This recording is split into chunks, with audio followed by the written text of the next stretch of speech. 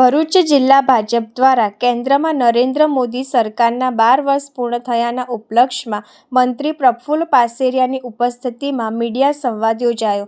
ભરૂચ જિલ્લા ભાજપ દ્વારા 12 વર્ષ નરેન્દ્ર મોદીના ઉપલક્ષમાં અંકલેશ્વર ખાતે પ્રભારી મંત્રીની ઉપસ્થિતિમાં મીડિયા સંવાદ યોજાયો હતો।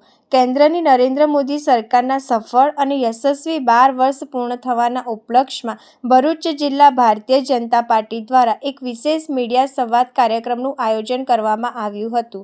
આ કાર્યક્રમનો મુખ્ય હેતુ સરકારની 12 વર્ષ વિશ્વાસ, વિકાસ અને જનકલ્યાણની ઐતિહાસિક સિદ્ધિઓને મીડિયાના માધ્યમથી જન સુધી પહોંચાડવાનો હતો। મીડિયા સંવાદ કાર્યક્રમ રાજ્યના આરોગ્ય અને ભરૂચ જિલ્લા પ્રભારી મંત્રી પ્રફુલ્લ પાનસેરિયાના અધ્યક્ષ સ્થાને યોજાયો હતો, જેમાં જળ સંપત્તિ મંત્રી ઈશ્વરસિંહ પટેલ, જિલ્લા ભાજપ પ્રમુખ પ્રકાશ મોદી, જિલ્લા પંચાયત પ્રમુખ ડિમ્પલબેન રાજ, ભરૂચના ધારાસભ્ય રમેશ મિસ્ત્રી, ઝઘડિયાના ધારાસભ્ય રીતેશ વસાવા ઉપસ્થિત રહ્યા હતા। કાર્યક્રમ દરમિયાન ઉપસ્થિત મહાનુભાવોએ પત્રકારો સાથે સીધો સંવાદ સાધ્યો હતો। પ્રભારી મંત્રીએ વડાપ્રધાન નરેન્દ્ર મોદીના નેતૃત્વમાં દેશે વિકાસની નવી ઊંચાઈઓ સર કરી છે।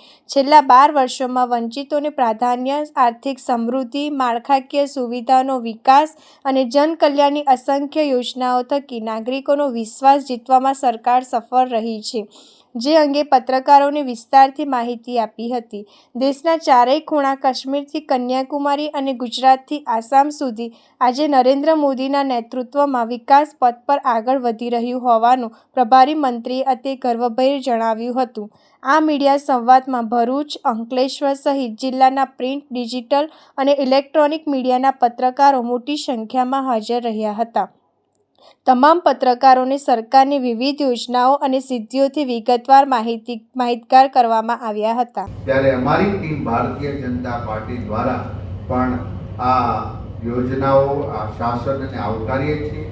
એમના આ શાસનને વધુ પ્રબળ બને એમ આપણા જિલ્લાના અંત્યોદય સુધી તમામ લોકોને આ યોજનાનો લાભ મળી રહ્યો છે। જે વંચિત હશે, કદાચ જેમની પાસે એ ખ્યાલ નહીં તો એને આ યોજનાનો લાભ અપાવવા માટે અમે પ્રયાસ કરશું। આપ સૌનો આખા દેશની અંદર આદરણીય લોકપ્રિય વડાપ્રધાન આપણા નરેન્દ્રભાઈ દ્વારા 12 વર્ષ પૂર્ણ કરીને સૌથી વધુ વડાપ્રધાન તરીકેની સેવા આપવાનો જેમને મોકો પ્રાપ્ત થયો છે, એ ખુશી છે પૂરા ભારતની અંદર। આજે 12 વર્ષ પૂર્ણના અને એક રેકોર્ડ સાથે જ્યારે એ સેવા આપી રહ્યા છે, ત્યારે એમની ઉજવણી દરેક ગામ સુધી કરવામાં આવે છે। અને યોજનાઓ સફળતા કેમ પ્રાપ્ત, આ યોજનાઓ વગેરેથી ભારત સમૃદ્ધ બન્યું છે। ભારત એક નવી દિશા તરફ જઈ રહ્યું છે, સ્વાવલંબન ભારત છે।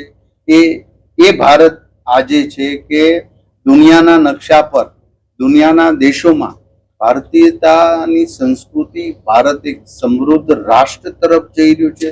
ભારત એક વિશ્વાસુ દેશ છે। આ શાસનથી એ પ્રસ્થાપિત કર્યું છે। આદરણીય નરેન્દ્રભાઈ મોદી સાહેબે ગરીબો માટે, ખેડૂતો માટે, મહિલાઓ માટે અને યુવાનો માટે અનેક યોજનાઓ લાવી ઘર ઘર સુધી આ યોજનાનો અમલીકરણ કર્યું।